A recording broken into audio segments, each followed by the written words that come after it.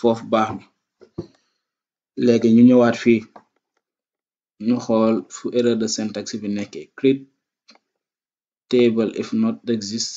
user. Ah ok, vous savez où se trouve l'erreur parce que fii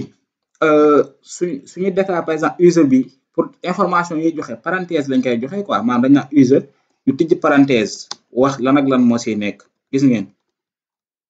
default timestamp bi parenthèse gis ngeen lii nii parenthèse la id int yi ñu bind yëpp si parenthèse lañ koy def de même fii nii aussi id parenthèse la fii day fermer aussi tamit si biir fii voilà bi je pense que c'est bon bu fekkee beneen erreur amaatul contrôle alt n encore gis ngeen tey defal nañu connected to localhost database created connected lii nii xool user table created follower table created mooy maanaam connexion terminée lii nii mooy wane ne créé na ñaari connexion yi ñaari tableau yi quoi ñaari table yi maintenant ñaari paquet yi mu bind nii ok paquet mooy maa affaire bi normal parce que man maa defoon console point log de result gis ngeen mi ngi nii da leen afficher résultat bi quoi lii mooy result bi mooy maanaam insert id mooy comme par exemple identifiant insertion bi quoi comme identifiant wu requête bi par exemple bi mu duggee foofu noonu is des ay information la lay jox quoi ci table bi ay fil de compte 0 maanaam ay zéro ligne am ak yooyu su ñëwee fii ñu actualiser vérifier suñu ay table gis ngeen tey créer nañu suñu ay ñaari table benn bi gis ngeen follower benn bi user ins bi xool nañ na la ñuy créer table créer base données bi démarrer transaction yeeg yooyu noonu ak fermer connexion bi léegi dama leen war na la ñuy dugalee benn information si biir ñaari table liñ créer d'abord fii dañuy ñëwaat continuer avant commit bi ñu ñëwaat daal ni new connection point query gis ngeen ñu defaat déclarer waat géeme daal ni insert maanaam insérer quoi mooy entrer dugal insert into ñu wax ban table la ñuy dugal ñu daal ni user gis ngeen insert into user ñu daal ne yan champ la ñuy dugal information ñu tijji parenthèse daal ne ko biir prénom ak nom gis ngeen ñu daal ne ko values maanaam yan valeur lañ koy jox ñu tijjiwaat parenthèse ñu jox ko ñaari kii point interrogation yi quoi léegi ñu jox ko ñaari point interrogation yi daal léegi fii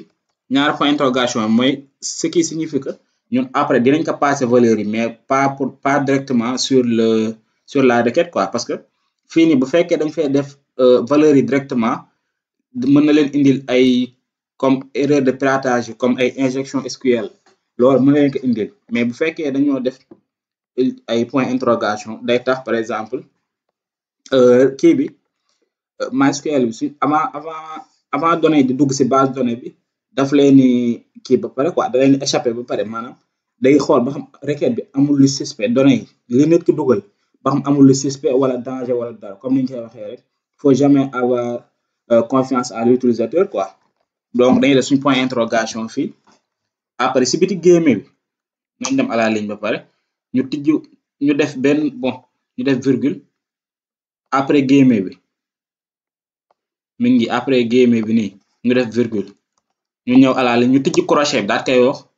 yan valeur la ñuy dugal si biir ñu daan ne ko comme prénom la ñu daan ne par exemple papa virgule nom ñu ne ko Njaay par exemple gis ngeen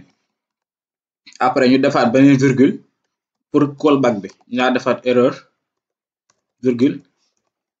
result suñ callback voilà if error maanaam fekkee erreur daa amaat encore toujours foog ñuy vérifier sinon rek mën na arrêter suñ connexion serveur bi quoi console point log de r voilà new connection point rollback toujours fu erreur amee dañuy arrêter connexion parce que xamuñ lu erreur bi lan moo indi erreur bi te wóorul new connection voilà point rollback pour fermer connexion bi après fii ñu daan ne else console point log de nañ def objet bi ñu daan ne ko message 2 point data from user inserted maanaam données yi inséré wu na quoi bu fekkee erreur daa am léegi suñ ñëwaatee fii ñu lancer waat code bi dañ def contrôle alt n gis ngeen tey bindal nañu message data from user inserted maanaam inséré na données su ñëwee suñu base données fii ñu actualiser waat page bi ñu dem user mi ngi table bi gis ngeen defal nañu identifiant mooy id nom Njaay prénom papa email bi puisque ñu inséré wuñ email bi dugaluñ ko created at mooy lii heure bi